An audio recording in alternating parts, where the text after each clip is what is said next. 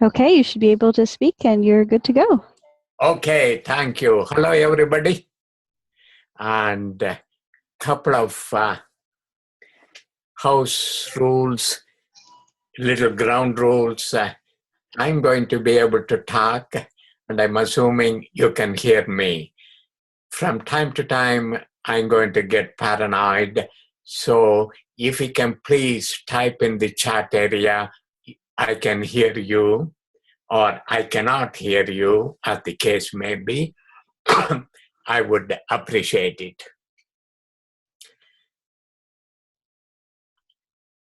Oh, good. Many people can hear me. Excellent.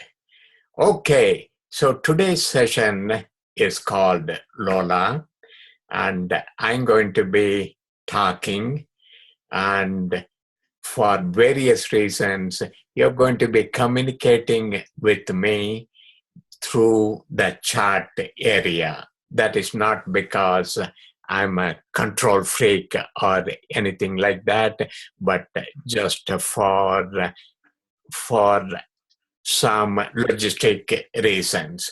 So today's session is on LOLA. Before I get started, some emergency notifications. About 20 minutes ago, the power got cut off in Bloomington, Indiana, where I live in a corner. So if the power gets cut off, don't worry. Chris Sager will be able to continue, and any one of you can take over the webinar. So that is one thing. That is a handout which I'm going to ask Chris once again to repeat how to get the handout. Chris, if you got your mic unmuted, can you give us instructions, please? Christy, am I unmuted? Yes. Great. Thanks, Thiagi, and thanks for doing this today. About an hour after the webinar concludes, we'll put if you go to nasaga, nasaga.org, our website, on the front page, you'll see a blog post that says, Wake Up Your Webinar with Lola and Thiagi. If you click that link, it'll take you to a page that has the, thank you, Mohammed, that has the document, and it's called LOLAs with Thiagi. Thank you.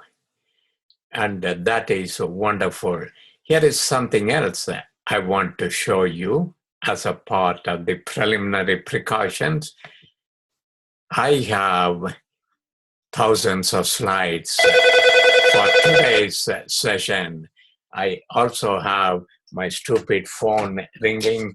I'm going to unplug the phone. So the reason I have many slides is because I want to be very responsive to your needs. So I'm going to ask you, what would you like to do? And you get to select, and I will get to that particular section of the slide. So it is not my plan to go through the 98 slides together today, but I'm going to give you the options to make choices. So here we go. And before I get started, I do want to thank Christy, who let us have this room, and she is coordinating everything. And if anything happens to me, she will take care. Another word from our sponsors. This session is sponsored by nasaga.org, and you all know that in October we are going to have the Nasaga conference, and it will take place in beautiful Bloomington. Be sure to check out the wonderful website for Nasaga and check out the continuing explanation of what's going to happen. Okay, back to LOLA. I have been doing a lot of training workshops during the last 92 years of my life, And more, beginning recently, my clients say, we don't want you to fly to our location. We don't want the participants to fly to our headquarters. Can you do a webinar, please? And everybody wants to do a webinar. And that is what we have been exploring. We found out very quickly that webinars are extremely boring. Boring for the presenter, boring for the participants. Webinars have replaced death by PowerPoint as the most massively destructive weapons. So we decided we got to do something about webinars, and since in a classroom situation, we use a lot of hands-on experiential activities because we are members of NASAGA after all. We are not supposed to lecture. And we thought, how can we do interactive exercises online? And much to our surprise, we found out we can do almost everything online that we can do in a face-to-face situation. And on a webinar, you can do certain interactive activities that you cannot do in a face-to-face situation. For example, you cannot do instant polling and things of that nature.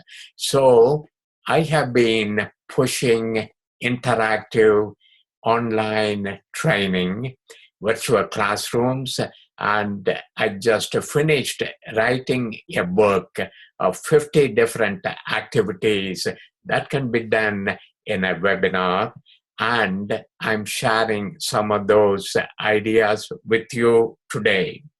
So here are my objectives.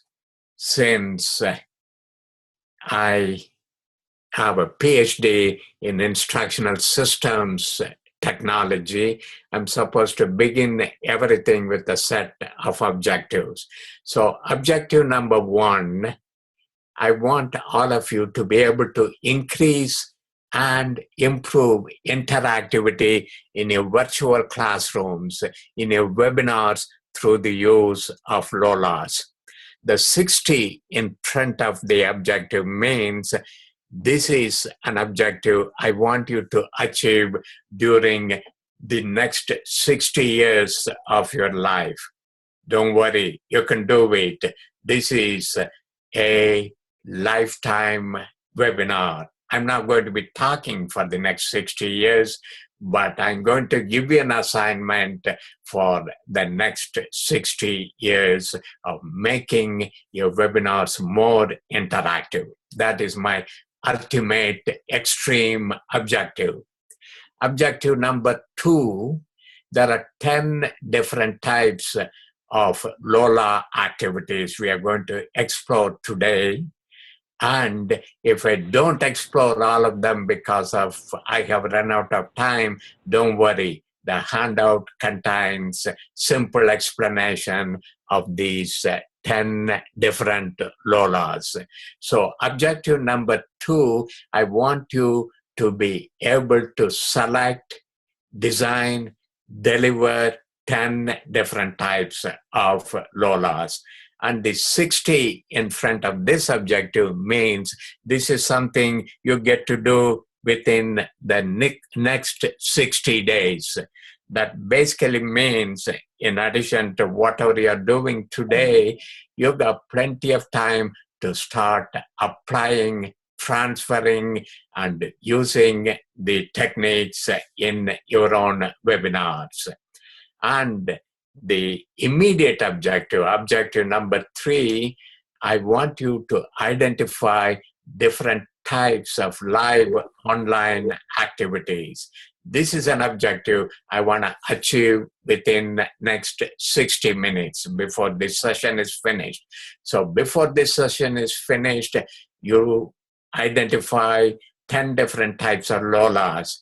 60 days from today, you experiment, play around, and use these types of live online learning activities in your webinars. And 60 years from now, you die happily knowing you have made the world safe for interactive webinars. Okay, when I talk about different LOLAs, here are all 10 of them.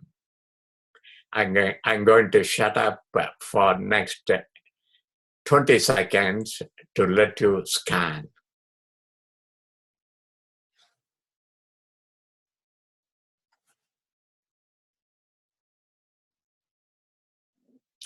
I know some of these are intriguing, some of these are not too exciting, but here is what I'm going to be doing. Rather than attempting to do all 10 of them, I'm going to focus on 5 random types of LOLAs. What is a LOLA? It is a technique for injecting interactivity in your webinars.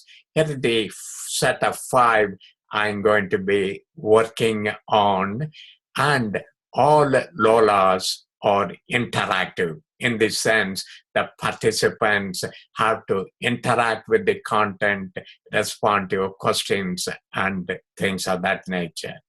And here is what happens in a LOLA called interactive storytelling. In a classroom, you all have used stories. You can do the same thing in a LOLA, and I will give you examples. But what makes it interactive is you don't just tell stories and put everybody in a catatonic passive stage. You tell stories and you get the participants co-create, share, mess with your stories, mash up your stories, do things like that. So that particular type of LOLA, which you can insert in any of your interactive session, is interactive storytelling.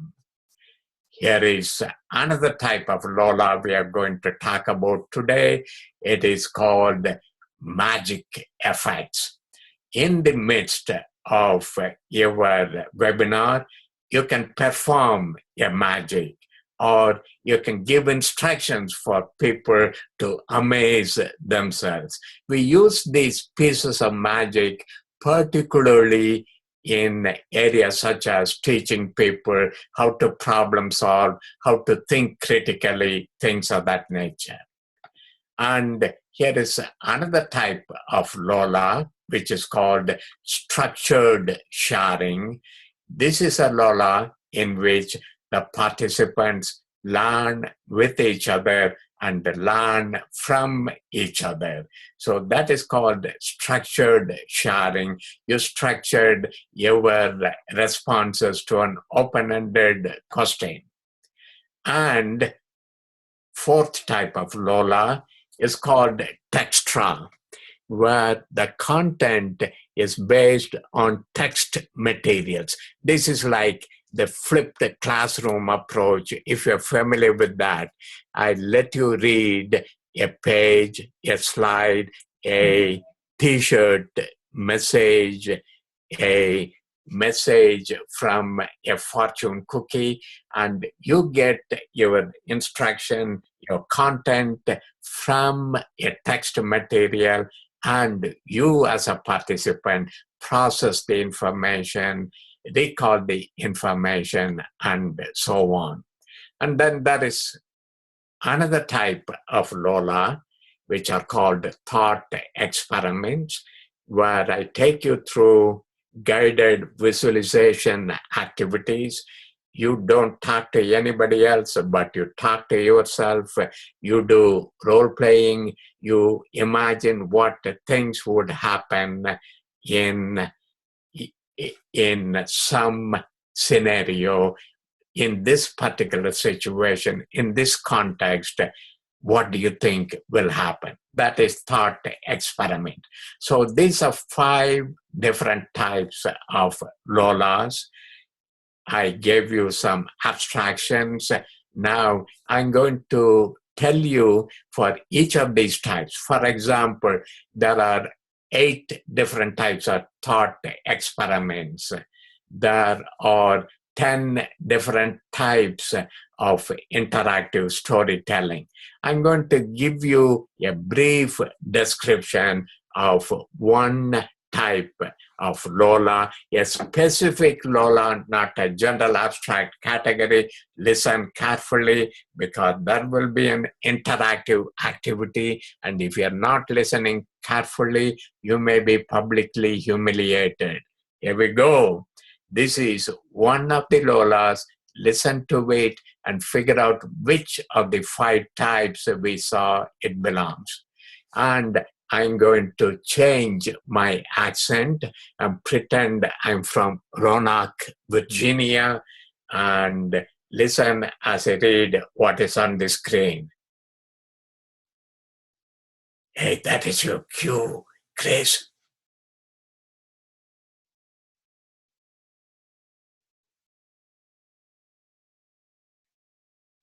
Christy? Okay. This is Christy. Okay. Can you do me a favor? Perhaps you could try again. Hey, Chris, can you hear me? If you can hear me, can you read what's on the screen? I'm talking. Are you hearing me now? Yes, I am. There we are. I don't know. It just went to sleep.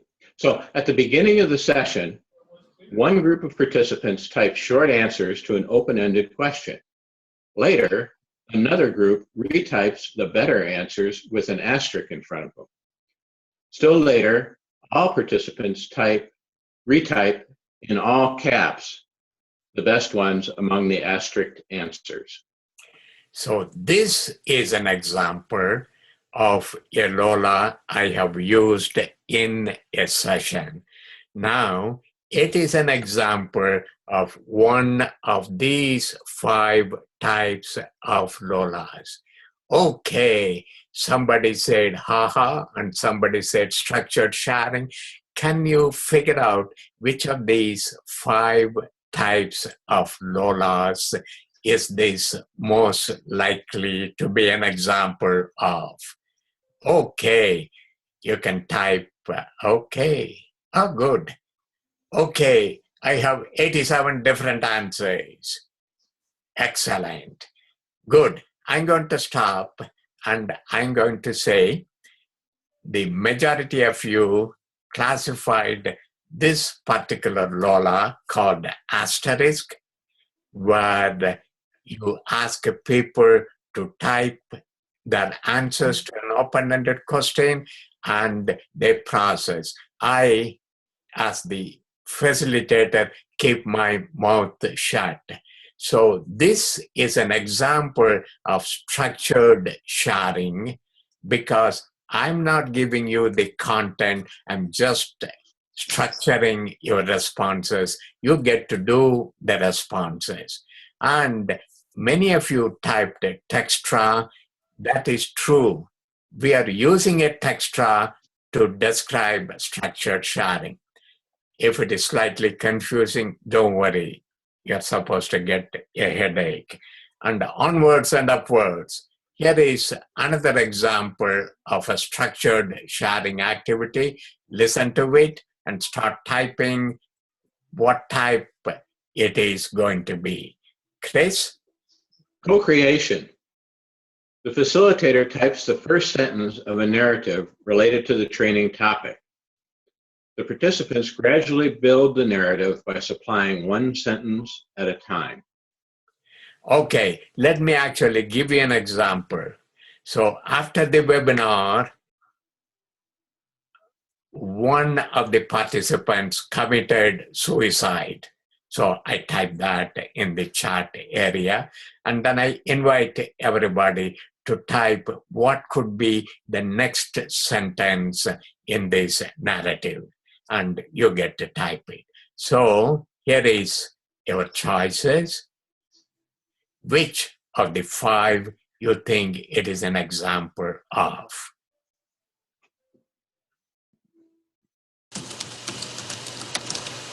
Wonderful. You're all absolutely right. This is an interactive storytelling. You can use this in almost any topic if you're teaching people a procedure. For example, if I'm teaching about LOLAs, I can begin with the sentence I said earlier and have you type. Okay, onwards and upwards. Chris. Distributed matching. The facilitator displays a list of categories and presents an item. The participants identify and type the category it belongs to. The facilitator gives essential information about the critical features of the category and continues with additional items. Wonderful. Maybe you recognize what that is all about. Okay, which of these 5?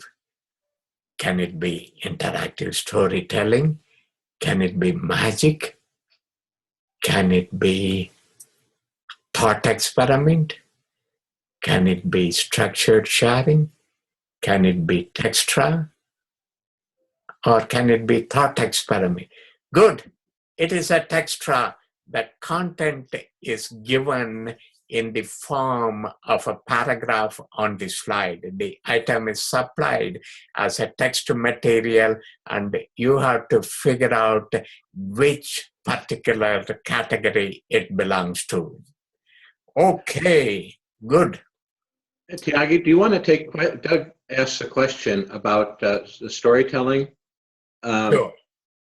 Have you done it where it's the sentences are added on by voice rather than in the chat?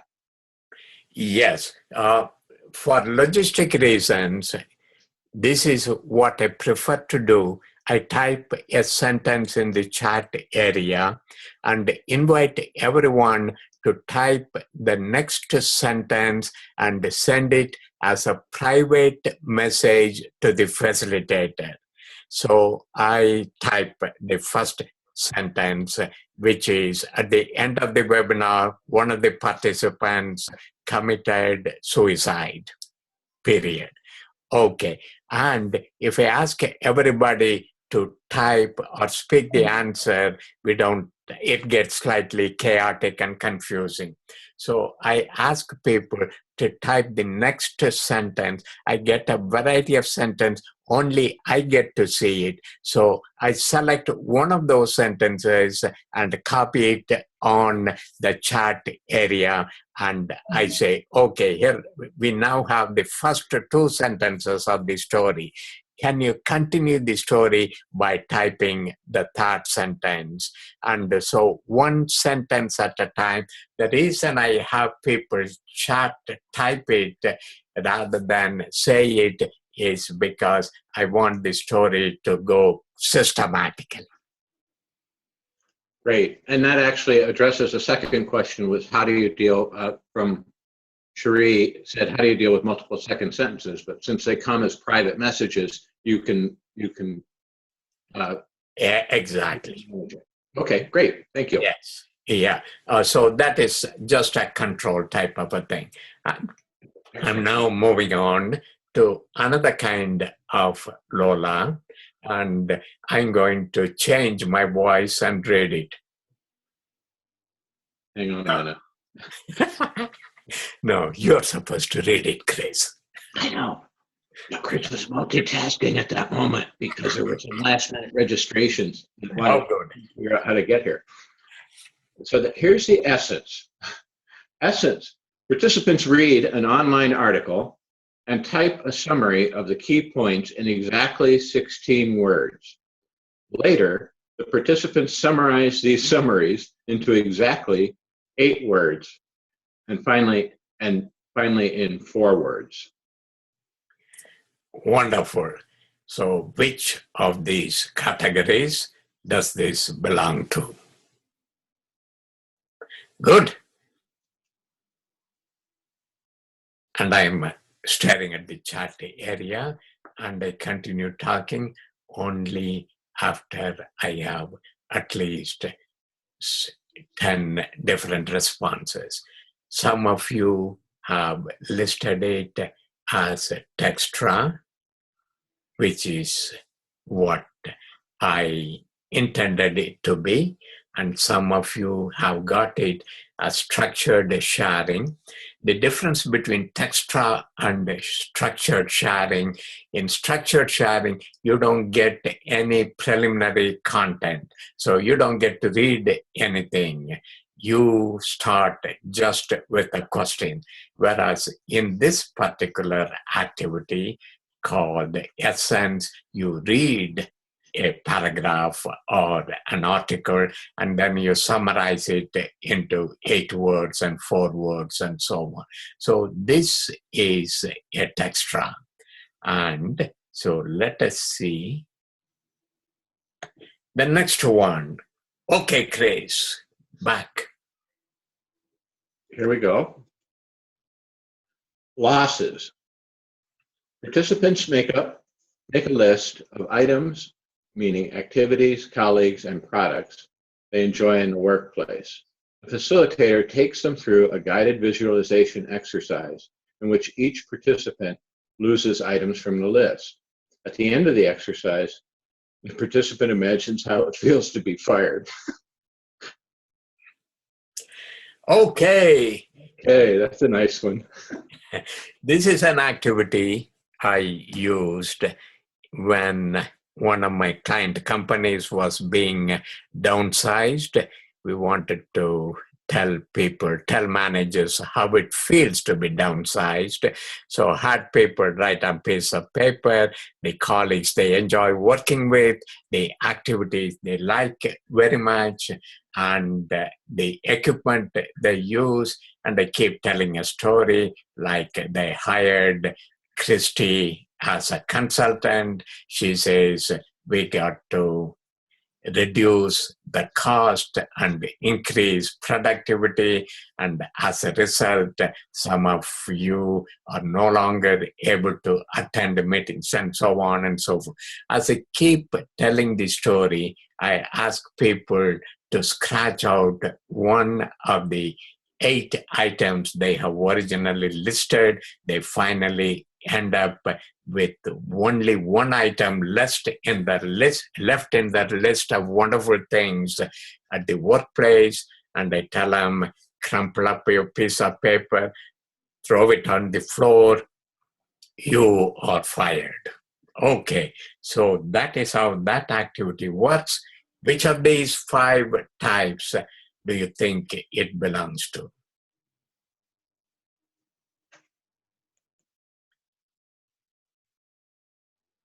Good. Okay. Yep. Everybody got it wonderfully. This is a thought experiment. By the way, these activities, I don't just stop at the activity. A lot of learning comes from people being debriefed. I debrief them and they type answers to open-ended question. And it enables you, as Brian Reamer says, to define your personal values. By the way, this thought experiment is a variation of a thought experiment I have been using on death and dying. I thought that will be too gory for today's session. Okay, another item. By the way, I may be repeating the same categories. So don't assume just because we have used many of the categories earlier, it will not occur again. I am sadistic. Okay, Chris? Memory test. Participants watch a video recording in which 2 cards apparently transpose themselves. Later, participants type a list of events they observe and reconcile contradictions among different people's recall. Still later, they validate the list by replaying the video. Okay, good. So, which category it belongs to? Some people are overachievers. They started typing even before this thing happened. So this is a video recording of 2 playing cards changing their position, And yes, it is magic. I used this activity in training a group of people on the limitations of observation as a data gathering technique, how we fool ourselves, how many different cognitive biases intrude upon us, and what we see is not what we get. So we get confused. As you can see, I've been using LOLAs, and it is not like one LOLA equals one webinar. Some LOLAs last for 10 minutes, some LOLAs last for a long period of time.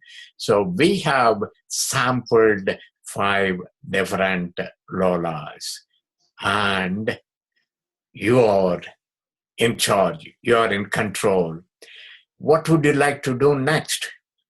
We can talk about 5 other types of LOLAs from my original list of 10 LOLAs. Or you can say, hey, we want to see another magic trick, or we want to see another interactive storytelling example. So you can either go in depth through any one of these 5 items, or you can learn about other 5 items in the toolkit, or in the famous words of Gary Larson, may be excused, my brain is full. So can you choose one of these and type your preference? Okay. Looks pretty consistent to me, Thiagi. And what do you see, Chris? Let's go. We want to go wide, not deep. Okay. Good. So people want to see more examples, except one person wanted more magic tricks. I will get to that. Maybe we can have the cake and eat it too. Folks, here are the list of 10 LOLAs, and I have a line striking through the 5 we have used, which are structured sharing, textra, interactive storytelling, thought experiment, magical effect, so those we have figured out earlier. Now we got 5 others. Here are the 5 other things, and we are going to explore them. This list is in alphabetical order, but I'm going to present them in a random order since we figured out this particular thing.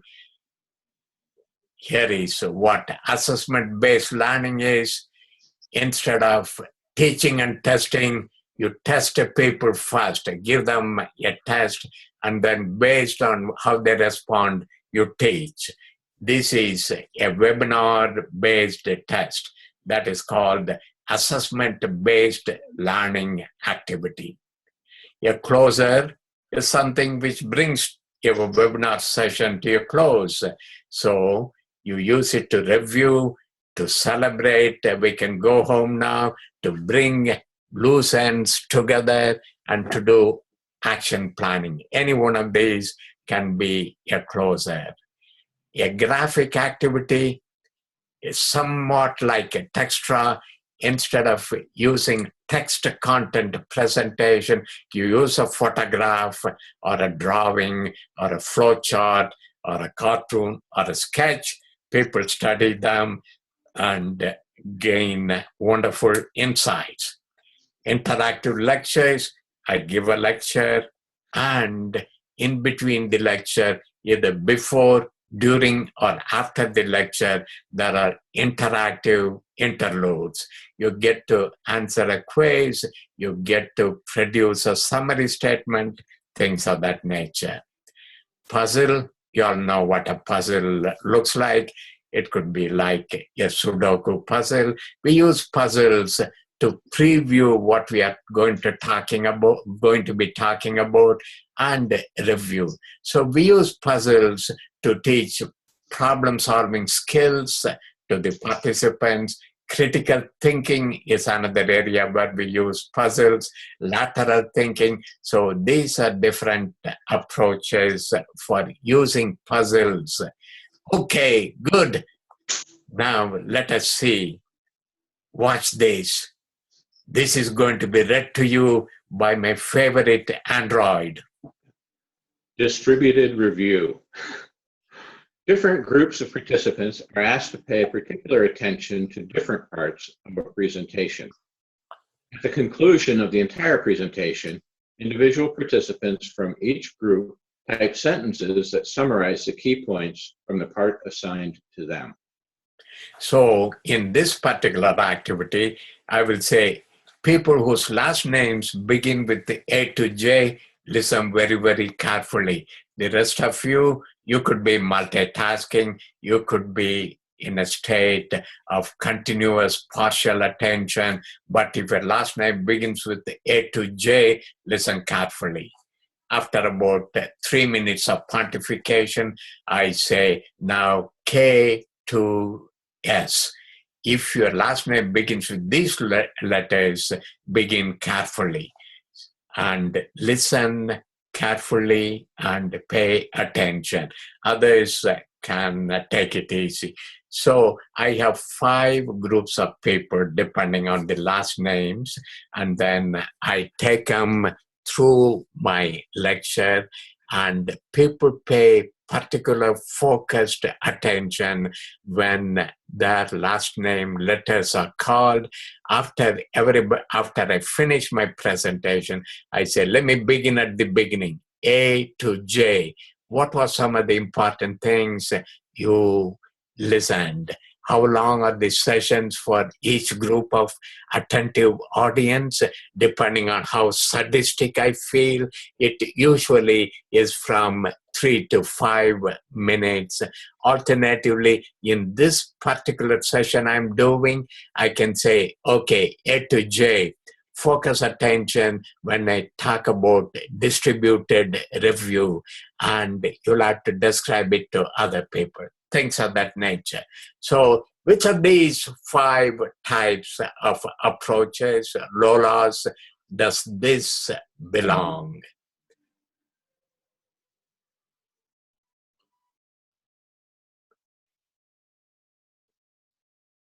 Okay, some of you selected interactive lecture, which is my preferred statement. It could also be a closer, and it is not a closer the way I wanted it to be, because in a closer, everything is reviewed simultaneously.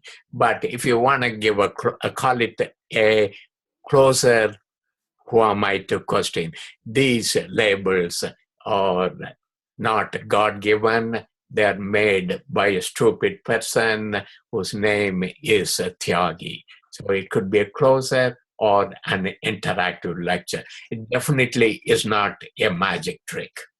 Okay, back to my Android. One word. Participants are asked to rearrange the letters from pairs of words to spell one word. Examples include new soap, 2 words, or weapons. New deer to become renewed, and new rods, wonders. To solve the final puzzle, new door, the participants have to use a different style of thinking. Hey folks, let us test it out. New door, 2 words, total of 7 letters. Can you rearrange the 7 letters to spell one word? And if you got the answer, type it on the chat area. Good. Doug Nelson got it. And Greg says he can do it. And Brian Dreamer typed it on lowercase. By the way, new door, if you arrange the letters, it can either be wounder or one word. It is one word. And the main point I want to get across is don't succumb to functional fixedness. So what type of LOLA is that, folks? One of these?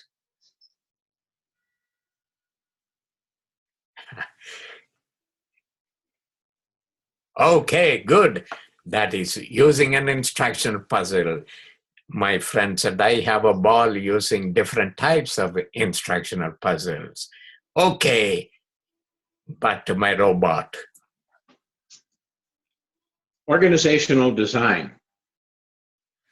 From a set of 6 pictures displayed on the screen, the participants select the one that best depicts their organizational future. Later, they select another picture to reflect the current state of the organization. Finally, the participants brainstorm strategies for moving their organization from the current state to the future state.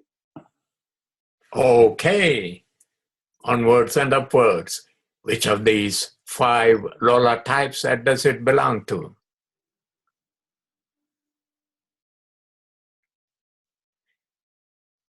Wonderful. You're absolutely right. This is one example of a photo jolt or a graphic activity. And we have other examples, but this is your gap analysis approach. What is your ideal future state? What is your actual current state?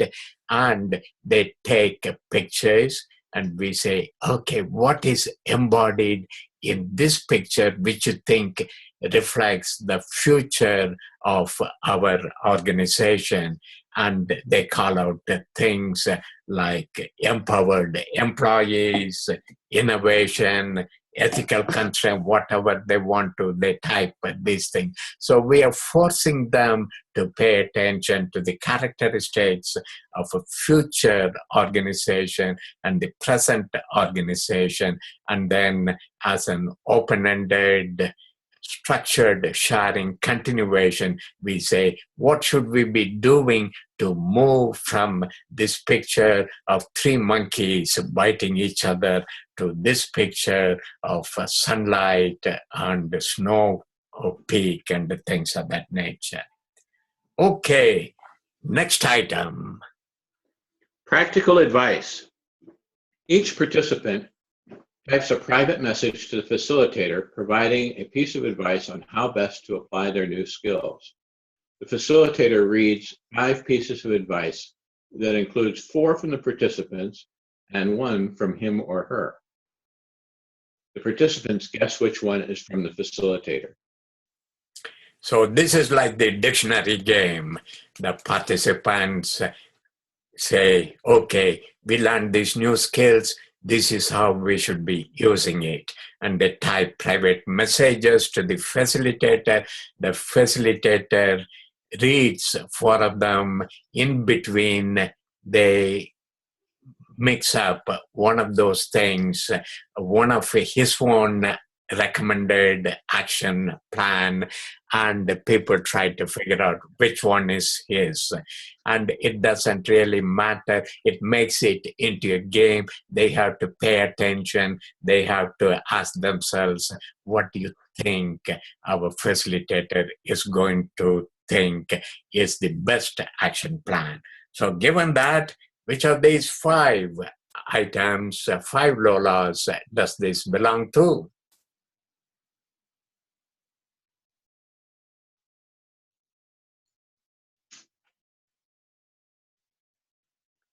Okay, we got 2 choices as we did earlier. This could either be a closer, assuming this is the last activity for action planning that takes place, or it could be an interactive lecture. So my primary goal is to make you realize there are different ways of inserting interactivity. And each of these, let me see, there are more things. Okay, sorry, Chris. Test and teach. Participants begin by answering a question. The facilitator quickly analyzes the responses to the question, diagnoses the participants' misconceptions, and provides just-in-time explanations and examples. The activity continues with a series of questions that cover all aspects of the training topic. Wonderful. An example, recent example, we ran a webinar on how to start a small business. On the screen, we projected a message which say, if you have a high quality product, the customers will rush to buy it. And then we asked everybody, can you type true or false? And people type true or false. And then I asked the facilitator, oh, by the way, let me repeat this statement. You got a better mousetrap, people will come and buy it. Do you think it is a true statement or do you think it is a false statement? Pretend you're participants in a webinar on how to start a small business. Okay, good. You're all sophisticated people. Many of you think it is a false statement. And primarily, I will say, folks, production of a high quality product is an important aspect of starting a business.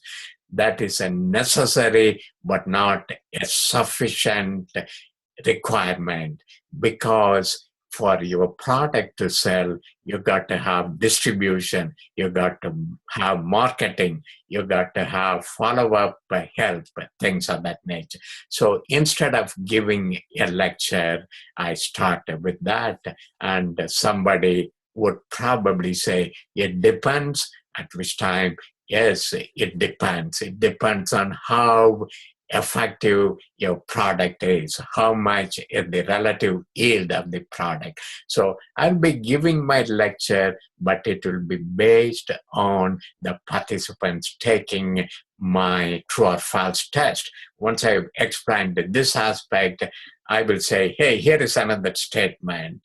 If you follow your passion, money will automatically follow you. Is it a true statement or is it a false statement?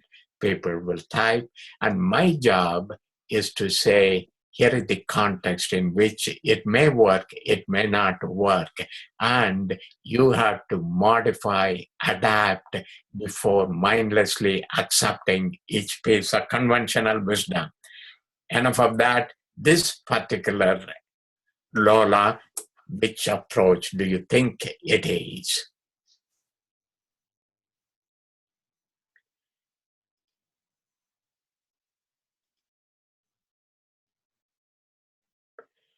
Okay, you guys are great. You have classified it two different ways, just like I would. The more reflective people have classified it as an assessment-based learning activity, which begins with the test and follows up with a lecture. And it could also be called an interactive lecture. Okay, folks. We have zoomed through 10 different things. Now, on the chat area, can you type one of these 10 different categories, which you would like for me to give another example or another. Let me see if I can figure out. Okay, here are all the 10 items. Some of them are crossed out, but is there any one of these 10 items that you would like for me to take you through an experiential activity? So whoever types faster controls the future of today's webinar.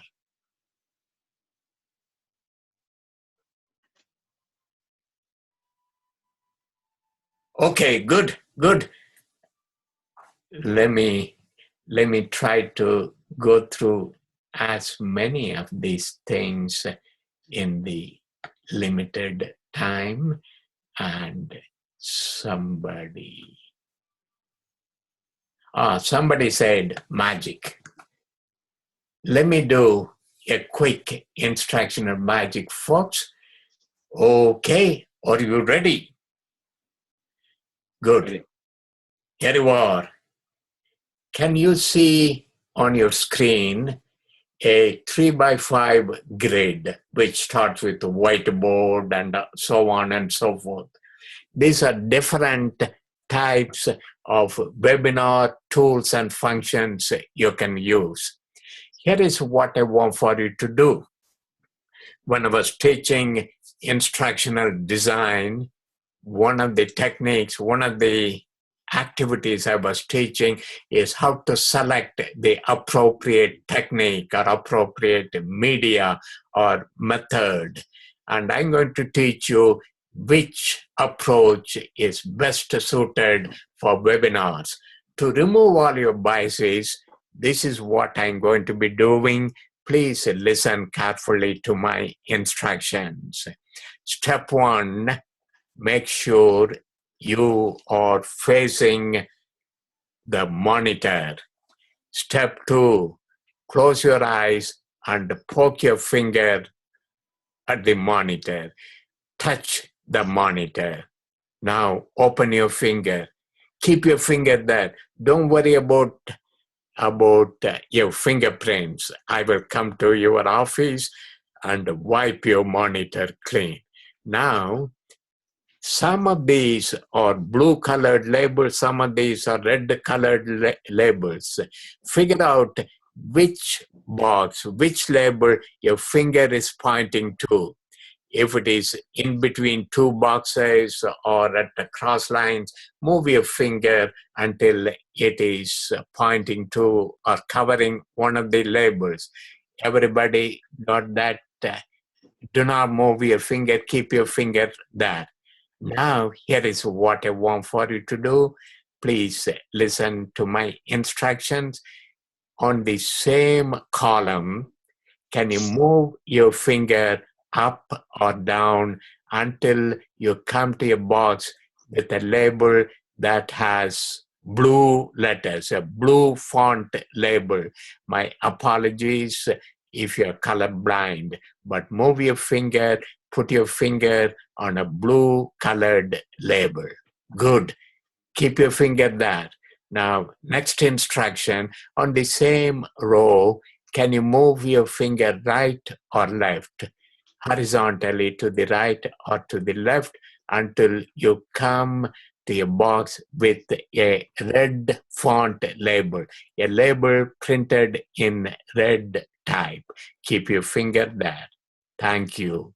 Now, next piece of instruction, can you move your finger diagonally, upper left, lower right, lower left, upper right, whichever way diagonal, until you come to a label which is blue in color, blue colored label by moving diagonally. Thank you. You're getting bored and you're getting irritated, but hang in there. Can you move your finger up or down until you come to a label which is in all red color? Keep your finger at that box. Read. Don't read it aloud. Read what it says. I'm going to ignore everybody else in the room. I'm focusing just on you because you're a special participant. Focus on that word and okay. Oh, it is a 4-letter word. No. Only 3 letters. It is a 4-letter word in which one of the letters is repeated. So there are 3 different letters. It has the same letter. The same letter is F. No, L. Oh, okay. You're thinking about LOLA. If I'm right, will you please type on the chat box right?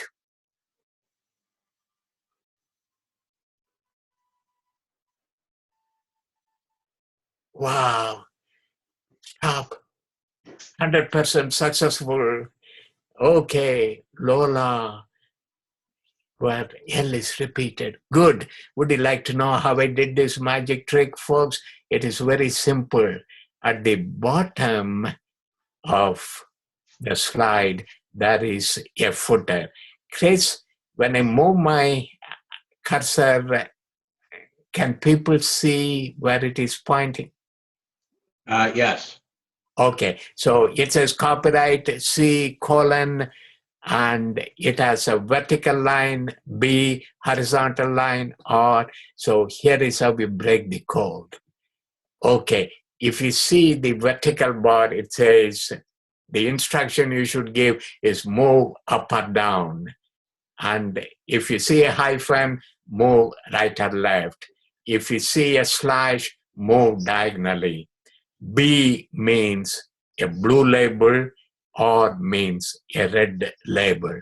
So if you look at this, it doesn't matter where you begin. If you follow these four different if you follow the steps in the footer, you will always end up with LOLA. I use this magic to teach people about job aids. You don't have to memorize the instructions, but you can use a checklist. And the problem with job aid is you lose credibility. If you say, wait, let me look at my magician's dummy's handbook for magic, people don't trust you. So basically what I do is I talk about hidden job aids which are sneaky, and so that is my instructional objective. The other instructional objective for this is the concept of a template. You see this particular grid. If you create your own grid, for example, you can put vacation destinations, 15 different things in blue and red letters. And then you can go to your family and say, I don't want to dictate where we should go. So let's have the baby touch one of these boxes. Now let us have the baby move his hand or her hand. And so it doesn't matter what content you want to give a choice of. You can create your own set of things. You can use this as a template to decide which vacation spot you should go, how much should be your salary, which person you should marry, and who you should elect as the next president. Whatever stuff, you need to come up with 15 different ideas. The key element is you use this grid as a template to type some in blue and some in red.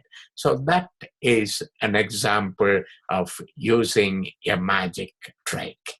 Now, let me go back and in the okay, folks, which brings me to an interactive lecture on the Zelgarnik Effect.